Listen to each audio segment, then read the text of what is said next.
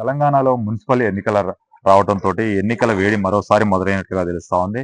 ఏదైతే సత్తుపల్లి పట్టణంలో రాష్ట్ర నాయకులు దయానంద్ గారి ప్రధాన అనుచరుడిగా ఉంటూ గత 13 ఏళ్లుగా దయానంద్ గారి పదవిలో ఉన్నా లేకపోయినా ఆయన కష్టాల్లో ఉన్నా సరే ఆయన వెంట నడిచినటువంటి వ్యక్తి కమల్ పాషా మనతో ఉన్నారు.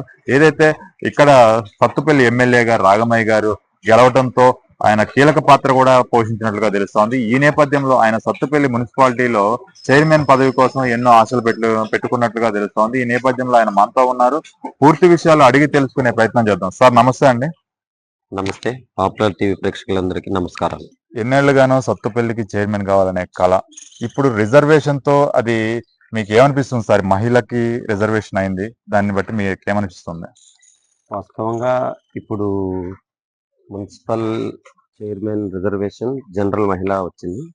జనరల్ మహిళ అంటే అందులో అన్ని కులాల వారు అప్లై చేసుకోవడానికి ఛాన్స్ ఉంటుంది కాబట్టి దాంట్లో భాగంగా మాకు కూడా ఒక అవకాశం వస్తుందన్న ఆలోచనలో మేము కూడా పోటీ చేయడం జరుగుతుంది.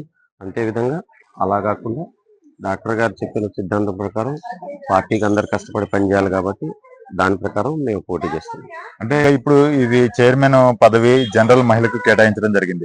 అయితే ఈ నేపథ్యంలో ఇక్కడ ఏదైతే చాలా మంది కూడా ఆశావాహులు ఉన్నారు మీ కాంగ్రెస్ పార్టీలో, మీకు కాకుండా వేరే వాళ్ళకి ఇస్తే మీ అభిప్రాయం ఏ విధంగా ఉంటుంది? తప్పకుండా ఆశావాహులు ఉంటారు, ఉండకుండా ఎట్లుంటారు. కానీ అన్ని సమీకరణాలు చూసుకుంటారు కాబట్టి పార్టీకి కష్టపడిన వాళ్ళు, జనాల్లో ఉన్నవాళ్ళు, పార్టీ కష్టకాలంలో ఉన్నప్పుడు, డాక్టర్ గారు కష్టకాలంలో ఉన్నప్పుడు ఎవరైతే డాక్టర్ గారు వెంటున్నారో అందులో నేను ఒకడిని కాబట్టి నేను కూడా నాకు అవకాశం వస్తుందని ఆలోచించుకుంటున్నాను. అంటే మొత్తం మీదుగా చూస్తే ఇక్కడ 23 వార్డులు ఉన్నాయి. 23 వార్డులో కూడా కాంగ్రెస్ తో పాటు అదే విధంగా బీఆర్ఎస్ కూడా బలంగా ఉందనే వార్తలు వినిపిస్తా ఉన్నాయి. ఇప్పుడు రాబోయే ఈ ఎన్నికల్లో ఎలా ఉంటది? కాంగ్రెస్ కి ప్రభావం ఎలా ఉంటది ఈ ఎన్నికలపై? 100% కాంగ్రెస్ పార్టీకి 23కి 23 స్థానాలు వచ్చే విధంగా మేము మా డాక్టర్ గారు ప్రయత్నం చేస్తున్నారు. మా రాగమయ్య దయానంద్ గారు, ఎమ్మెల్యే డాక్టర్ రాగమయ్య దయానంద్ గారి ఆధ్వర్యంలో 23 స్థానాలు మేము చేజెక్కించుకోవడానికి ట్రై చేస్తాం. అదేవిధంగా ప్రతిపక్షాలు పోటీ చేస్తూ ఉంటాయి, వాళ్ళ ఆశలు వాళ్ళకు ఉంటాయి కాబట్టి దాని గురించి పెద్ద ఇష్యూ లేదు. వాళ్ళకి ప్రస్తుతానికి నిలబడటానికి అభ్యర్థులే దొరకటం లేదు.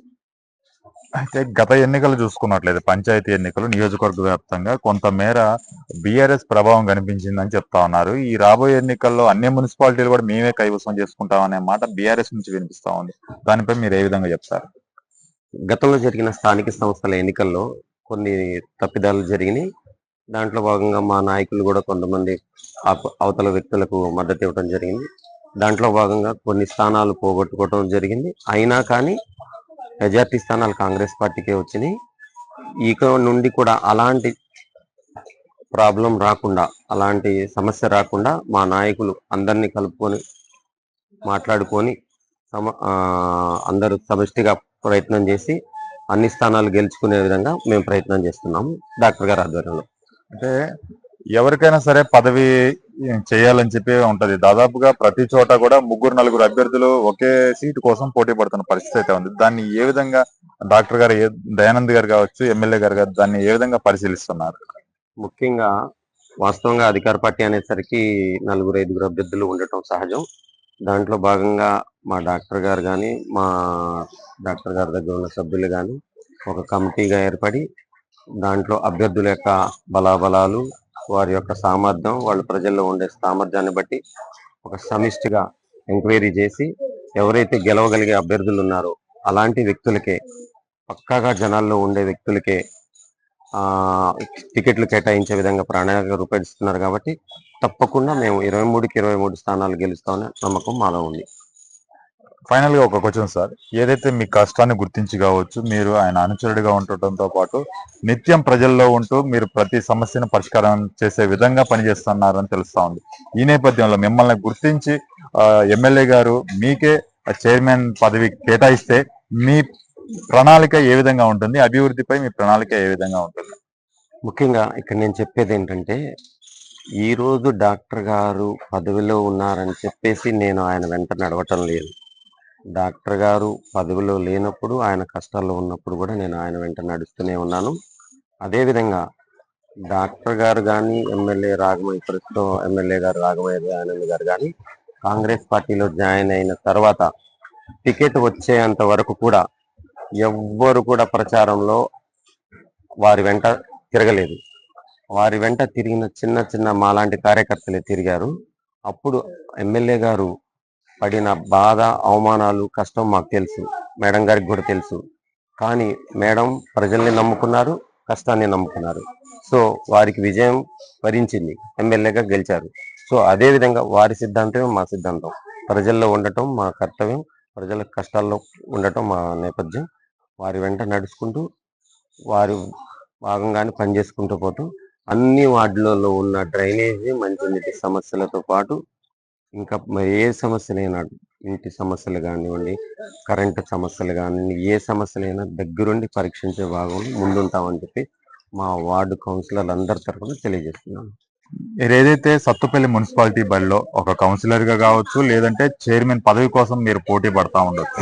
అసలు ముందు మీరు పోటీ పడటంలో మీ బలాలు ఏంటి అంటే మీరు ఏం చెప్తారు?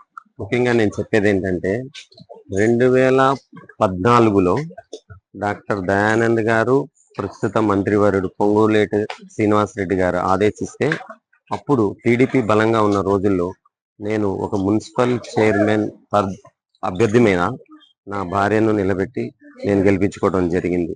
అదే స్ఫూర్తితో ఇప్పుడు కూడా డాక్టర్ గారు ఆదేశించిన ప్రకారం పార్టీ కోసం కష్టపడుతూ ఇప్పుడు కూడా ప్రస్తుతం అన్ని వార్డులో ఎక్కడ పోటీ చేసినా గెలిచే విధంగా ప్రణాళికలు రూపొందించుకుంటున్నాము. ఎట్టి విధంగా ప్రజల్లో ఉంటున్నాం కాబట్టి, డాక్టర్ గారు ప్రజల్లో ఉంటున్నారు, మేము ప్రజల్లో ఉంటున్నాం కాబట్టి తప్పకుండా మాకు విజయం వరిస్తుందని ఆశిస్తున్నాము. అయితే మొత్తంగా చూసుకున్నట్లయితే ఒకే కాంగ్రెస్ పార్టీలో ఇక్కడ చాలా గ్రూపులు కనిపిస్తా ఉన్నాయి.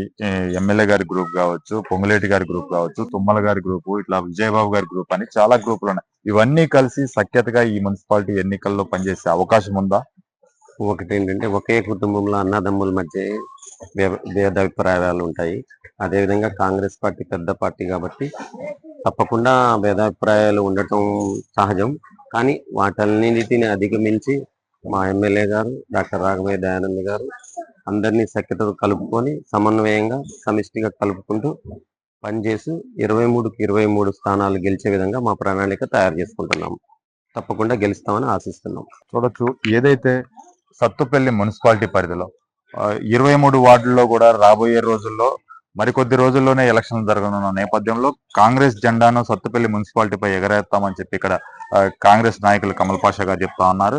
ఏదైతే ఇక్కడ చైర్మన్ పదవి కోసం చాలా మంది ఆశావాహులు ఉన్నారు. ఇక్కడ రిజర్వేషన్ లో భాగంగా లేడీ అయిన నేపథ్యంలో కూడా పెద్ద ఎత్తున ఇక్కడ పోటీదారులు ఉన్న నేపథ్యంలో ఎవరైతే డాక్టర్ గారు కష్టపడుతున్న వాళ్ళని ఖచ్చితంగా గుర్తించి, మాలాంటి వాళ్ళని గుర్తించి అవకాశం కల్పిస్తారనే ఒక నమ్మకంతో ఆయన గారి మీద ఒక భరోసా ఉన్నట్లుగా కనిపిస్తా ఉంది. ఏదైతే కౌన్సిలర్ గా గెలవాలని వాళ్ళు అనుకున్నటువంటి చైర్మన్ పదవి దక్కాలని చెప్పి కూడా కోరుకుంటూ